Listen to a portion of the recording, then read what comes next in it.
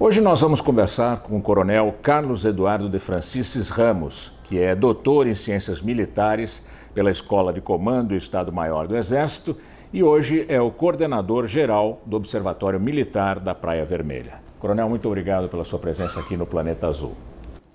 Obrigado pelo convite, doutor Gamberini. Um prazer nosso estar aqui participando do Planeta Azul.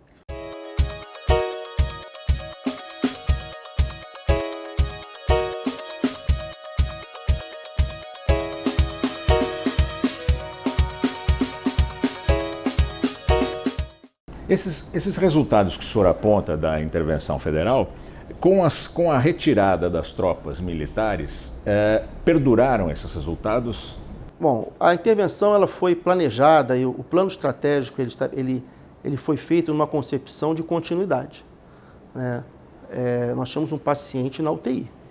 Então, esse paciente ele foi tratado, ele foi medicado para que ele pudesse receber um tratamento adicional e pudesse realmente sair desse estado crítico. E o que nós acreditamos que realmente ocorreu foi cessou a piora, né, dos índices. Os índices eles não só param de piorar, como melhoram, né, e na esperança de que houvesse uma continuidade. Por parte de quem deveria ser essa continuidade? A continuidade tem que ser do próximo do governo, né? Ou seja, o legítimo governo do Estado, que após a intervenção coincide também com a troca de governo, né? E o governo, obviamente, ele estabeleceu a sua política de segurança. Todo o cuidado da intervenção foi tomado no sentido de que não houvesse uma solução de continuidade, né? Então, começamos pela gestão do conhecimento. Então, tudo que foi preparado e tratado e escrito, hoje tem um repositório disso, com todas essas informações, visando exatamente esse aproveitamento desse legado por parte não só deste governo, do Rio de Janeiro, que assumiu, como por parte também dos demais estados, aqueles que se interessarem, até como estudo de caso, enfim. Então, dentre eles, o Plano de Gestão do Conhecimento, que visa a transmissão desse legado, não só para o estado do Rio de Janeiro, para o governo que assume, como para os demais estados da federação. E, adicionalmente, foi tomado um cuidado muito grande para fazer essa transição. Então é elaborado um plano de transição que estabelece as responsabilidades de quem está gerenciando a segurança pública, que era, no caso, o Gabinete de Intervenção, para o Estado do Rio de Janeiro, e também a transmissão do legado, de todo esse patrimônio que é incorporado em uma UG, uma unidade gestora específica que foi criada para receber esse material que foi adquirido. É complexo, porque o Estado, como o Estado do Rio de Janeiro estava vivendo um regime de recuperação fiscal, havia uma sensibilidade muito grande do governo colocar recursos para ser gerenciados pelo Estado. Então, por conta disso, foi criado uma unidade gestora, né, dentro do governo federal, vinculada à Presidência da República, para realizar todas as aquisições e gerenciamento desse patrimônio. Esse patrimônio vem sendo adquirido e estamos recebendo sistematicamente o cumprimento das licitações e a entrega dos materiais com a sua transferência de patrimônio para o Estado. As Forças Armadas brasileiras, por extensão, participantes do Grupo de Lima, que condena o governo Maduro, se preocupam, as Forças Armadas brasileiras, com a situação política da Venezuela hoje? Bom, eu vou falar do que eu observo, né? O que a gente observa é que há um acompanhamento, sim, isso aí tem sido apresentado, mas não um acompanhamento muito mais pelo impacto humanitário que esse tipo de ação, de crise que ocorre no interior do país, pode gerar aqui do outro lado da fronteira. Esse é o acompanhamento que é feito e os demais acompanhamentos, acho que a mídia tem explorado de uma forma muito completa. Eu vejo dessa forma. O acompanhamento, a preocupação nossa é justamente nesse sentido, de que a cada crise, a cada pico de crise no país vizinho, nós temos um reflexo aqui também na questão da Operação Acolhida. As Forças Armadas estudam cenário com uma guerra civil na Venezuela? Bom, eu não estou acompanhando esse esses cenários sempre são estudados, né? Agora, eu não sei em que estado esses estudos estão, não tenho essa informação. Hoje não estamos numa guerra civil, mas as revoltas, pelo menos que se observa pela mídia, são muito intensas, né? Mas ainda existe um governo que está no poder, né? Existe um lado opositor, né, que se manifesta como legítimo também. Eu acho que a saída, entendo que tem que ser uma saída diplomática, seria a melhor saída para a Venezuela, uma saída de conciliação, evitando danos para a população, danos aqui também para os países do entorno. Não é só o Brasil que está sofrendo com isso, a Colômbia também está sofrendo com isso. Há muitos imigrantes que atravessam o Brasil e até pela facilidade de língua vão se instalar em outros países ao sul do continente. Então, o impacto não é só no Brasil, o impacto é em todo o continente. Esse acordo de paz que as Farc fizeram na Colômbia teve repercussões no Brasil? Creio que sim, particularmente na dinâmica do tráfico de armas, provavelmente. Coincidentemente ou não, a época em que assinado o acordo de paz, que não é com todas as Farc, né, uma parcela das Farc, né? Nós começamos a verificar também um incremento de facções criminosas aqui do sul do país, buscando uma hegemonia no território nacional, particularmente na região norte. O senhor está falando do PCC. E qual é a relação desse avanço do PCC para o norte do país com a pacificação na Colômbia? Eu acredito que eliminar, talvez, atravessadores, né? Buscar o contato direto com a região de fronteira, né? E, obviamente, inicialmente era, pelo que eu entendi, pelo que eu estudei, a ideia inicial era tentar compor, né, com as facções regionais. Mas esse acordo ele não funcionou muito bem. E foram para a guerra. E foram para a guerra, o que nós observamos aí em boa parte dos eventos envolvendo os presídios na região norte e nordeste. E para o Brasil gerou uma situação de grave insegurança, né? Regional. Sim, regional. Nós não sabemos hoje como essas armas ainda estão sendo monitoradas ou trabalhadas na devolução dessas armas por conta do acordo de cooperação. Realmente, como é que a Colômbia está tratando isso? É algo que tem que ser estudado e, obviamente, é muito lucrativo o tráfico de armas, havendo demanda do lado de cada fronteira, né? Mas isso aí é algo também que tem que ser investigado de uma forma mais profunda, mas entendo que haja alguma relação. Encerrada a parte operacional da intervenção federal militar no Rio de Janeiro, como é que o senhor analisa a segurança hoje no Rio? A gente vê que a sociedade não percebe muitas melhoras. Recentemente, o governador Witzel fez um estardalhaço, subiu no helicóptero, apontou armas para a favela. Como é que está a segurança hoje no Rio de Janeiro? Bom, penso que segurança pública ela tem que ser uma atividade de Estado. Ela tem que ser uma atividade de Estado, ela tem que ter perenidade, ela tem que ter planejamento, ela tem que ter continuidade, né?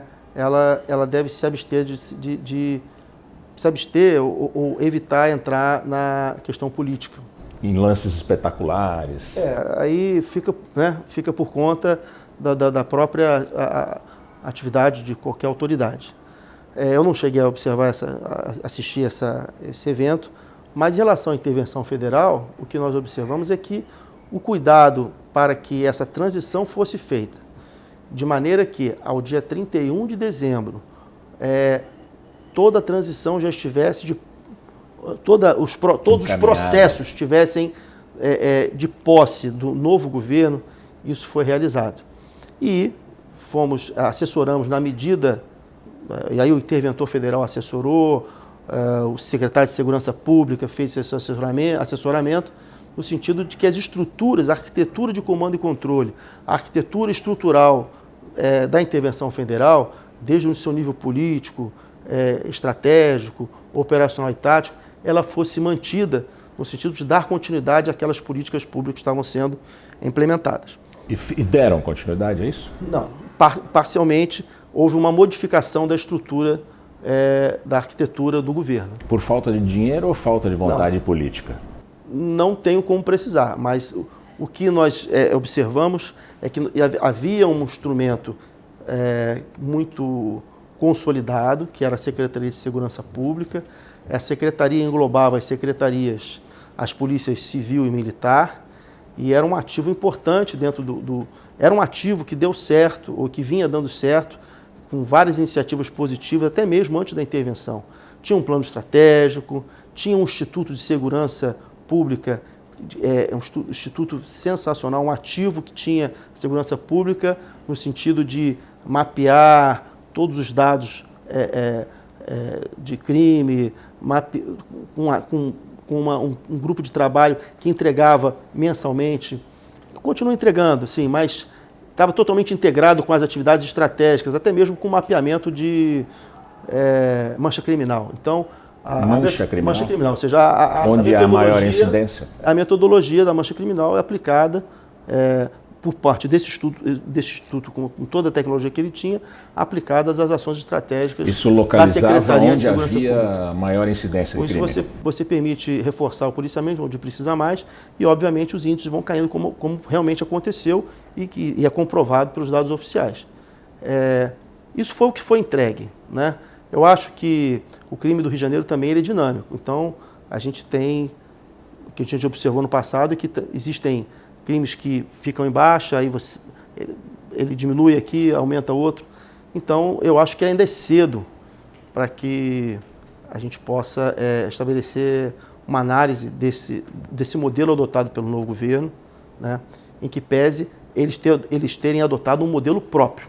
Isso tem que ficar claro. O modelo que ele adotou... Não foi o modelo que as Forças Armadas deixaram. Não foi. É um modelo próprio, e aí esse modelo próprio tem que ser colocado em prova. O meu questionamento, e aí como pesquisador, é o seguinte: durante a intervenção federal, o interventor, o gabinete de intervenção, foi acompanhado por diversas instituições, desde o Ministério Público, Tribunal de Contas da União, Advocacia Geral da União, Defensoria Pública, Câmara dos Deputados, organizações não governamentais. Então, ou seja, a sociedade, né, através de suas instituições, acompanhou a intervenção federal, surgiram diversos observatórios, né, ad hoc para acompanhar a intervenção. Acabada a intervenção, tivemos um êxito, acredito que a intervenção teve esse êxito, como relatei, e saiu da agenda o que estava sendo tratado. E eu acredito que as instituições têm que verificar o investimento que foi realizado, o investimento realizado na intervenção federal pelo governo federal, por meio do gabinete de intervenção, foi um investimento de 1,2 bilhão de reais, equivalente a quase seis orçamentos do setor. De 6 anos. 6 anos. Num período de 6 meses. 6 anos. De 6 anos. Em um período de 12 meses. Num período de 10 meses. De 10 meses. Então, é um investimento muito alto para que nós deixemos esse investimento ser consumido ou mal cuidado, porque há um planejamento nisso daí. Há um planejamento. Você não pode comprar, por exemplo, todas as viaturas, porque todas elas ficarão disponíveis no mesmo tempo no futuro. Você tem que haver um escalonamento. Esse escalonamento ele foi pensado à época, não só falei viaturas, mas pode ser qualquer outro item material, ele foi pensado justamente para haver uma reposição contínua, de forma a você sempre ter um estado de prontidão, né, de capacidade operativa das forças de segurança compatível com a necessidade que se tem. Hoje, acredito que com essa chegada toda de material, o governo do Estado ele tem uma ferramenta, algo que ninguém teve. Ele tem material e, mais do que material, ele tem bens intangíveis que foram deixados com a intervenção. Capacitação de recursos humanos, não só operacionais como administrativos, treinamento, né, organização de carreira, planejamento, organização do sistema de capacitação de recursos humanos, financeiro. Então, tudo isso foi entregue no intuito de ajudar o Estado. A partir de agora, como manda a Constituição, o responsável pelo Estado é o governador do Estado, e acredito que ele esteja buscando esse caminho de efetivar, de acordo com a sua política, as medidas necessárias na área de segurança pública. Deixando o Rio de Janeiro um pouquinho e falando do Brasil como um todo, as Forças Armadas do Brasil estão bem integradas, estão melhorando a sua integração com outras Forças Armadas da região? A integração entre as Forças Armadas do Brasil com os nossos vizinhos sempre foi excelente, né? Há algo que nós chamamos de diplomacia militar, ela existe e funciona, inclusive no caso da Venezuela tem funcionado também. Há um relacionamento muito franco e próximo entre os chefes militares, até por conta da transitabilidade de militares dentro dos sistemas de ensino, por exemplo, dentro de manobras em conjunto. Então é normal, nas escolas militares nós temos oficiais de nações amigas participando aqui como alunos, ou como instrutores, ou como professores. Da mesma forma, oficiais nossos de todas as Forças Armadas também trabalhando, se capacitando ou levando algum tipo de conhecimento adicional aos países vizinhos. Então isso sempre foi, nosso entorno estratégico, ele sempre se caracterizou por uma diplomacia muito profícua entre as Forças Armadas. As Forças Armadas do Brasil, servindo a um regime democrático, têm boas relações com regimes não democráticos? As Forças Armadas? Sim, porque as Forças Armadas, o relacionamento das Forças Armadas com Forças Armadas de países amigos, ele está muito atrelado às relações bilaterais, relações exteriores, por meio relações entre Estados. Entre Estados. Então, qualquer aproximação nesse sentido que eu disse, obviamente, tem como guarda-chuva, tem como amparo as relações bilaterais entre os países vizinhos. Então, e isso ocorre com todos os países da nossa região. Não temos nenhuma restrição a isso. Nós continuamos com a ditância aberta em todos os países, mesmo com crise. Nós continuamos com militares realizando cursos e missões no exterior nesses países. Então, entendo que o canal diplomático militar continua aberto por conta de o canal diplomático também continuar aberto. Queria agradecer a entrevista com o Coronel Carlos Eduardo de Franciscis Ramos, que é doutor em Ciências Militares pela Escola do Comando do Estado-Maior do Exército e também hoje coordenador geral do Observatório Militar da Praia Vermelha. Muito obrigado, Coronel, pela entrevista. Prazer. Uma satisfação estar aqui na USP e participar desse programa. Espero que tenha sido de alguma utilidade para a nossa universidade. Acompanhe, assista e compartilhe o Planeta Azul. Acesse o nosso site. Clique aqui no link que está na descrição do vídeo. É muito fácil você se inscrever. Basta clicar aqui e aqui no sininho para ser avisado de novos vídeos. Curta e compartilhe o Planeta Azul, a sua revista digital independente e polêmica.